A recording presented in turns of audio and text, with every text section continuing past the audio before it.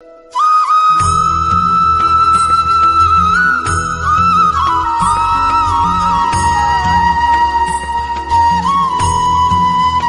कृष्णा, राधे राधे। कैसे हो आप सब? आशा करती हूँ कि आप सब लोग ठीक होंगे। आज मैं आपको कृष्ण भगवान की एक भक्त की कहानी सुनाऊंगी। प्लीज़ गाइस, आप ये कहानी ज़रूर सुनिएगा। ये कहानी आपको इतना प्रेरणा देगी कि आपने कल्पना भी नहीं की होगी। सो गाइस, प्लीज़ आप मेरे साथ इस स्टोरी में बने रहिए। एक पंजाबी महिला थी जिसका नाम आनंदीबाई था। देखने में वह बहुत कुरूप थी। उसे देखकर लोग भी डर जाते थे। उसकी कुरूपता को देखकर उसके घर वालों ने उसका विवाह कर दिया, पर विवाह के पूर्व उसके पति ने कभी उसको देखा नहीं था। फिर विवाह हो गया। विवाह के पश्चात उसकी कुरूपता को देखकर वह उसे पत्नी के रूप में स्वीकार न कर सका और उसे छोड़कर किसी दूसरी महिला के साथ विवाह रचा लिया। आनंदीबाई ने अपनी कुरूपता के कारण हुए अपने अपमान को किसी तरह पचा लिया और एक निश्चय किया कि अब वह गोकुल में ही रहेगी और गोकुल को ही अपना ससुराल बनाएगी। ऐसा विचार करके वह गोकुल में एक ही छोटे कमरे में रहने लगी। वह श्री कृष्ण का घर में ही एक मंदिर बनाकर उनकी पूजा और उपासना करने लगी। वह रात दिन उनकी मस्ती में मस्त रहने लगी। वह सुबह शाम अपने घर में विराजमान श्री कृष्ण की मूर्ति के साथ बिताने लगी। वह कभी श्री कृष्ण से रूठ जाती, कभी उसे प्यार से मनाती और फिर अपना पूरा दिन साधु संतों की सेवा एवं सत्संग श्रवण में गुजार देती।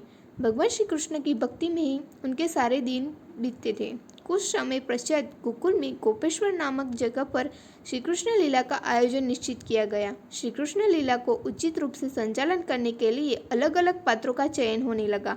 कुंभा मथुरा के राजा कंस के दरबार की एक कुबड़ी दासी थी। यद्यपि वह कुबड़ी थी, लेकिन सौंदर्य की धनी थी। पात्रों के चयन के समय आनंदीबाई भी वहाँ विद्यमान थी। अंतिम समय में कुंभा के पात्र की बात चली। कुंभा के पात्र के लिए कोई अनुकूल प्राणी नहीं मिल रहा था। आनंदीबाई का पति भी उस समय अपनी दूसरी पत्नी एवं बच्चों के साथ वही उपस्थित था। अतः वह आनंदीबाई की खिल्ली उड़ाते हुए आयोजन के आगे प्रस्ताव रखा कि सामने ये जो महिला खड़ी है वह कुंभा की भूमिका अच्छी तरह से अदा कर सकती है, अतः उसे ही कह दो ना कि यह पात्र तो इसी पर जचेगा। ये तो साक्षात कुंभा ही है। इससे कह दो कि ये कुंभा की भूमिका निभाए। आनंदीबाई की और वहाँ मौजूद सभी आयोजकों ने ध्यानपूर्वक देखा। अपनी कुरूपता को देखते हुए सभी को वह कुंभा की भूमिका के लिए ठीक लगी। आयोजकों द्वारा आनंदीबाई से कुंभा का पात्र अदा करने के लिए प्रार्थना की गई। श्री कृष्ण की लीला में खुद को भाग लेने का मौका मिलेगा, इस बात को सोचकर आनंदीबाई ने भाव विभोर हो गई और उन्होंने खूब प्रेम से आयोजनों को इस पात्र की भूमिका अदा करने के लिए स्वीकृति दे दी। श्री कृष्ण का पात्र एक 8 वर्षीय बालक निभा रहा था। आनंदीबाई घर आकर श्री कृष्ण की मूर्ति के आगे विह्वलता से निहारने लगी एवं मन ही मन विचारने लगी, मेरा कन्हैया आएगा, मेरे पैर पर पैर रखेगा, मेरे हाथ पकड़कर मुझे ऊपर देखने को कहेगा। वह तो बस इस नाटक के दृश्य में कल्पना में ही खोने लगी। वह मन ही मन बहुत खुश हो रही थी, मानो जैसे श्री कृष्ण स्वयं उनके सामने आ गए हो।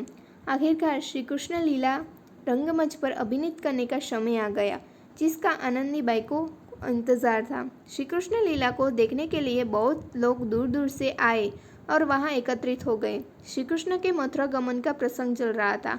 नगर में राजमार्ग से श्री कृष्ण गुजर रहे हैं। रास्ते में उन्हें कुंभा मिली।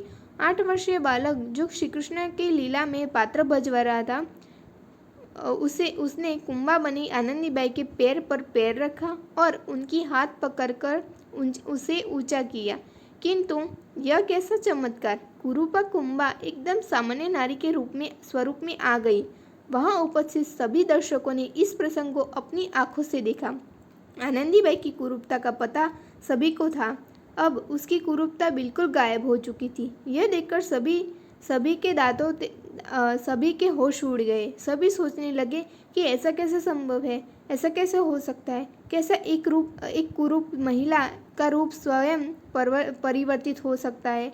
आनंदीबाई को कुछ नहीं पता था कि क्या हो रहा है। वह तो भाव विभोर होकर अपने कृष्ण की ख्यालों में खोई हुई थी। उसकी कुरूपता नष्ट हो गई। यह जानकर कई लोग कुतूहलवश उसको देखने लगे। सब लोगों को आश्चर्य हो रहा था। फिर तो आनंदीबाई अपने घर में बनाए गए मंदिर में विराजमान श्री कृष्ण में खोई रहती। यदि कोई कुछ पूछता तो एक ही जवाब मिलता, मेरे कन्हैया की लीला कन्हैया ही जाने। आनंदीबाई ने अपने पति को धन्यवाद देने में कोई भी कसर नहीं बाकी रखी। यदि उसकी कुरूपता के कारण उसके पति ने उसे छोड़ ना दिया होता तो श्री कृष्ण की लीला में श्री कृष्ण में उसकी इतनी भक्ति कैसे जागती। श्री कृष्ण लीला में कुंभा के पात्र के चयन के लिए उसका नाम भी उसके पति ने ही दिया था। इससे इसका भी वह बड़ा आभारी मानती थी। दोस्तों, यह हमारे जीवन पर भी लागू होती है। इसी प्रकार हमें कभी की प्रतिकूल परिस्थिति एवं संयोगों से शिकायतें नहीं करनी चाहिए। यदि हम किसी भी कार्य को पूरी भक्ति और ईमानदारी से करें तो प्रतिकूल परिस्थिति में भी अनुकूलता से उन्नति के फल विकसित होते हैं। हमें प्रत्येक प्रतिकूल परिस्थिति के लिए ईश्वर को धन्यवाद देना चाहिए, क्योंकि प्रत्येक प्रतिकूल परिस्थिति हमें अनुकूलता की ओर ले जाती है और हमें जीवन में कुछ नया सिखाती है, जिसकी हमें कभी कल्पना भी नहीं की होती। दोस्तों, उम्मीद है आपको ये कहानी पसंद आई होगी। सो गाइज, आपको ये कहानी पसंद आई हो तो प्लीज़ लाइक कीजिए, सब्सक्राइब कीजिए एंड शेयर करना बिल्कुल भी ना भूलिएगा। हरे कृष्णा, राधे राधे।